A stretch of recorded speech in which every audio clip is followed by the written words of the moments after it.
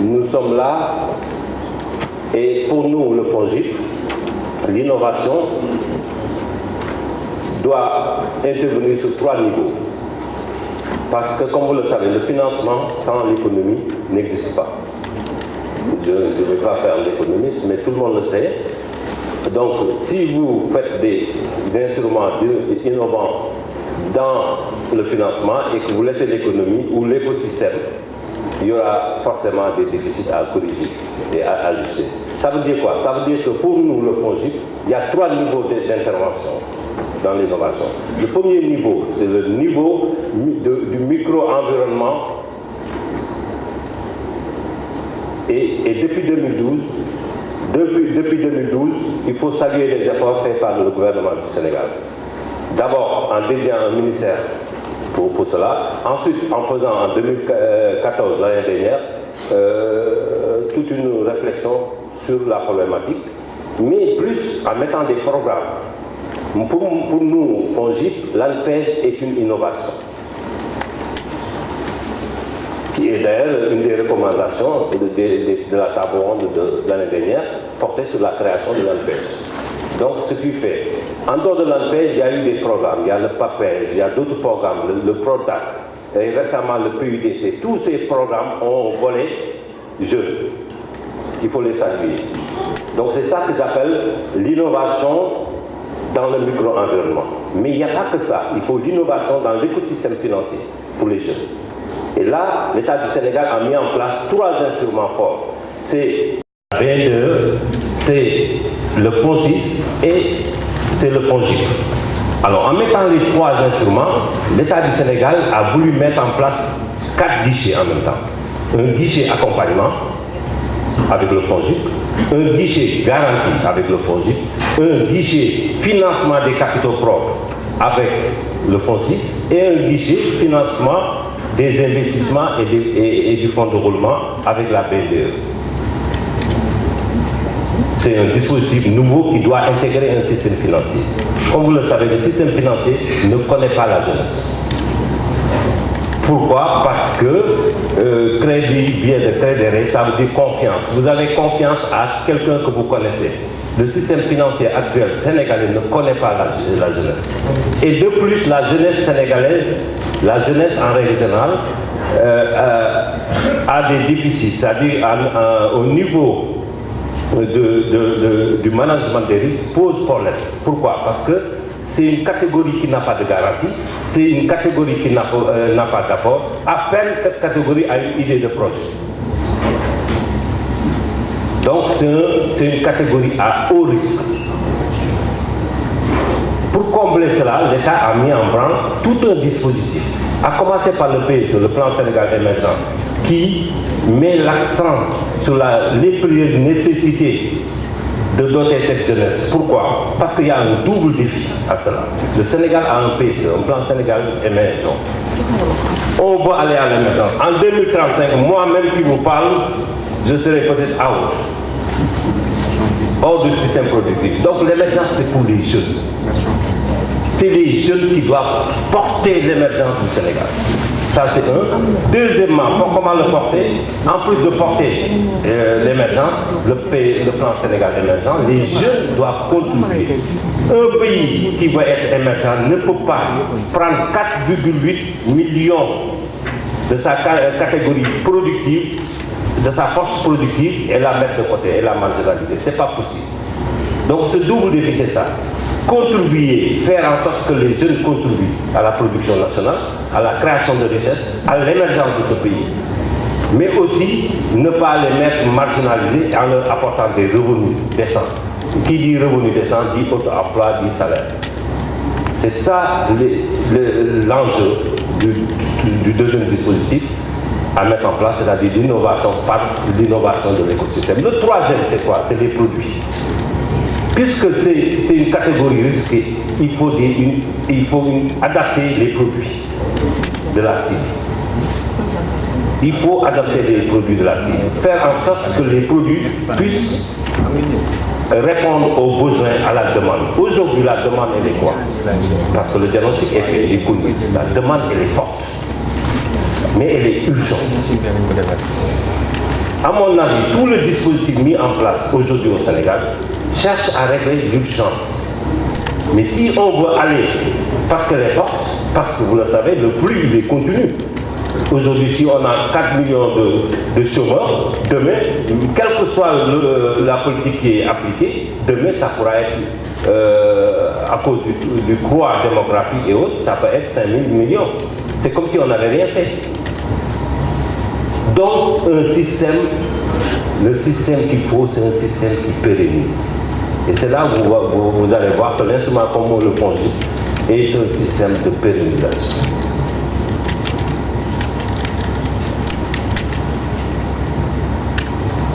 Alors, au départ, on vous présente deux choses, parce que ça c'est carrément pratique.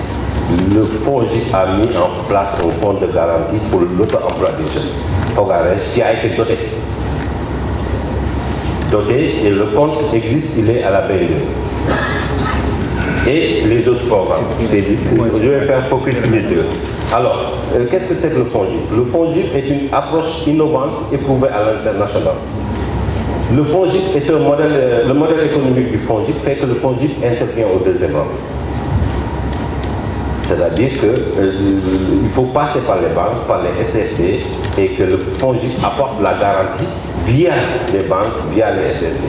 Ça pourquoi? Parce que l'expérience des fonds au Sénégal a montré que les fonds, en étant en premier rang, d'abord sont taxés de fonds politiques, et deuxièmement, personne ne rembourse. Et comme vous le savez, le système, la crédibilité d'un système financier vient de sa capacité de remboursement, mais pas de sa capacité de mobiliser et de donner.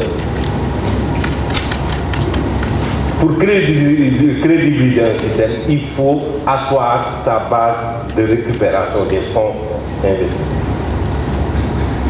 Donc le FONGIP est au deuxième rang.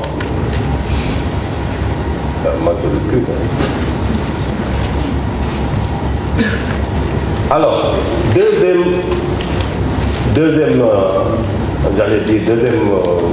dans les fondamentaux du FONGIP, on a mis le management des risques au sein du FONGIP. Parce qu'on a vu aussi au Sénégal, les risques n'étaient pas, il n'y avait pas un management des risques dans les fonds. Et nous, on s'est doté d'une direction des risques. Et M. Amadou Diallo est d'ailleurs le directeur qui l'a apporté. Troisième innovation à apporter, c'est qu'on s'est dit aussi que l'encadrement existe, l'ADPME existe, il y a les cabinets privés aussi. Il y a aussi ce qu'on appelle les OTR chez nous, les opérateurs techniques réseau. Et donc, le dispositif d'accompagnement et de suivi, parce que dans le financement, surtout dans cette catégorie 2, il ne faut pas juste donner de l'argent, il faut aussi suivre. Le suivi post-financement est plus important que toute autre chose. Parce que tout projet a un cycle d'incubation. Passé ce cycle, si vous ne suivez pas le projet, il y a un taux de mortalité très élevé dans nos pays, et tout le monde le sait. On peut créer 100 entreprises, au bout de 3 ans, on se retrouve avec 10 entreprises.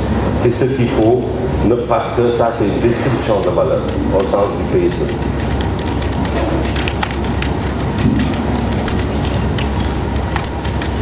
Quatrième élément, c'est la gouvernance transparente et efficace. Ça, c'est par rapport à un axe cher à Ibrahim Ouad, la gouvernance. C'est la gouvernance.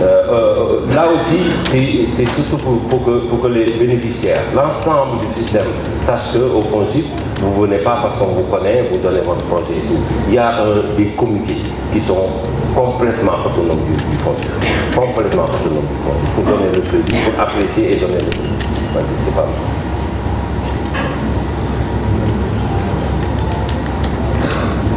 Alors, l'objectif du FONGIP, c'est quoi? L'objectif général, c'est d'accroître l'accès au crédit et développer des services et offres financières viables, pérennes et adaptés aux cibles du FONGIP. Promouvoir les mécanismes de financement et de gestion pour encourager le développement des pays. Le FONGIP se positionne au niveau de l'axe stratégique 1 du plan Sénégal émergent, transformation structurelle de l'économie et croissance durable. Alors, les missions, 4 missions. Garantie dédiée, refinancement, dispositif d'accompagnement, gestion de fonds pour le compte tiers. Alors, je commence par le bout. Gestion de fonds, parce qu'on a parlé d'harmonisation, on l'a parlé même pour les jeunes. Il faut harmoniser les différents fonds. Au Sénégal, il y a énormément de fonds. Énormément de fonds, souvent pour la même cible.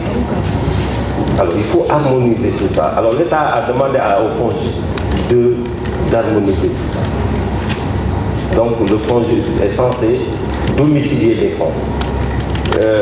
Des dispositifs d'accompagnement, de suivi, je l'ai dit, le financement. Le fonds GIP ne fait pas que la garantie. Le fonds GIP met des fonds à la disposition des SSD. Pourquoi? Pour refinancer notamment les catégories qui n'ont pas de garantie, qui n'ont rien, c'est-à-dire les jeunes ou les femmes. Donc pour atteindre cette cible, on est obligé de passer par la microfinance. Et donc ça c'est des fonds, c'est du refinancement. Le fonds GIP refinance, mais en contrepartie demande au SFB d'allonger la durée. Vous le savez très bien, aujourd'hui au Sénégal, la microfinance donne à des coûts élevés et à des durées très restreintes. Pour permettre au projet de s'épanouir, le fonds GIP, en donnant les fonds, demande dans la convention avec le SFB, demande qu'on allonge la durée, la maturité, et qu'on diminue les conditions, le coût du financement. Enfin, garantie DG. On a deux types de garanties. On a la garantie individuelle, mais aussi on vient de mettre en place, et on l'a déroulé, la garantie portefeuille. Et ça, c'est important.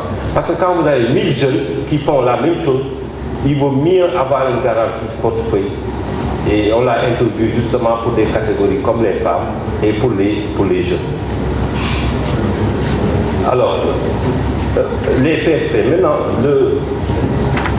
les bénéficiaires, c'est tout le monde, hein, tout Sénégalais, pour avoir accès aux fonds. Maintenant, mais à condition d'être dans des secteurs dits prioritaires. Les 4 secteurs sont là, le PSP 1, le PSP 2, le PSP 3, le PSP 4. C'est copié textuellement du PSE, puisqu'on est un démembrement, si vous voulez, ou on s'inscrit dans l'acte comme tout à l'heure.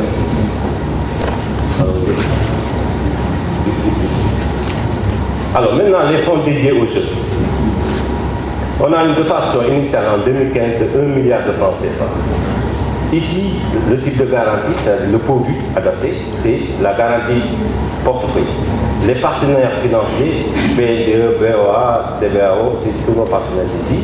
Secteur éligible, les secteurs du PSE. Crédit éligible, le montant plafond, c'est 15 millions de francs CFA. Le taux de sortie des crédits, 6% hors taxe par an. L'apport personnel de 5 à 10%. Comme vous le savez, les jeunes n'ont pas souvent d'apport personnel de 5 à 10%. Ce qu'on fait d'ailleurs avec les communes, on a signé avec beaucoup de communes, c'est qu'on a créé ce qu'on appelle des fonds de réserve. C'est que c'est la commune qui apporte l'apport. Et on l'a signé avec Pikine. Pikine a donné 100 millions pour le fonds de réserve. Et nous, donc les jeunes sont pratiquement exonérés d'apport personnel. Et nous faisons en sorte de garantie. Et donc, les jeunes bénéficient du taux de garantie le plus élevé de toutes les catégories. Il est à 80% du crédit. Et quand vous garantissez 85% du crédit, ma foi, vous avez tout garanti. Il n'y a aucun risque. Même la banque ou le SFD ne prend plus de risque. Parce que 80% du crédit a été garanti. Alors, on l'a dit, hein, je ne vais pas sauter parce que DG est là. Pour être éligible, il faut s'approcher du fonds GIP ou de l'ALPEC pour ce fonds. Ensuite, le refinancement, on l'a dit tantôt, c'est des crédits de montant maximum 7 millions, maximum taux nominal 8%, taux effectif global TG c'est 15%, durée du crédit 3 ans maximum. Il faut savoir que dans le microcrédit, le taux moyen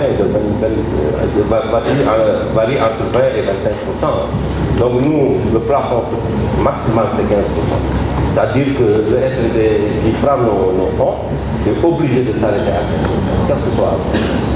Alors, le différé, on met toujours du différé parce que souvent il n'y en a pas dans le microcrédit. 1 à 3 mois, et puis il faut qu'on se libère comme garantie. Alors, le FONGIP n'existe pas qu'au cas Dakar. On a des antennes réseau, comme vous le voyez. Au nord, on a 5 antennes réseau. Et maintenant, on a des services. Là, c'est des services non financiers. Par exemple, un jeune a un projet, il va voir l'antenne signale ça à l'OTR. L'OTR, il faut savoir que c'est un cabinet privé qui connaît la localité et qui est payé par le FONGIP pour faire les business plans, pour encadrer et pour faire l'aiguillonnage. C'est l'OTR qui dit votre projet est fini, maintenant j'ai saisi la BNDE, j'ai saisi le Crédit Sénégalais, j'ai saisi la SGBS, maintenant tel fondé de pouvoir va vous recevoir. L'aiguillonnage est fait par l'OTR, appuyé par le coordonnateur. Alors, les programmes publics, nous travaillons avec FAPEJ sur 10 milliards, le fonds cohésien, le PRODAC. Il y a aujourd'hui, à l'heure où je vous parle, il y a une mission conjointe PRODAC et FONGIP qui est en train de sillonner les 4 DAC qui existent pour mettre en place le financement pour les 4 DAC. Donc, on est en train de travailler pour les jeunes, mais dans l'agriculture. Alors, il y a d'autres incubateurs avec qui nous travaillons, Grèce Entrepreneur, Synapse Center, CETIC Dakar. CETIC, il faut dire que c'est, je félicite le ministre Ibrahima Wade, c'est le bébé de la SRA, CETIC Dakar. Ensuite, Innodev, avec qui on travaille, c'est l'université, l'incubateur de l'université. On me dit que c'est fini, j'espère que je n'ai pas été long.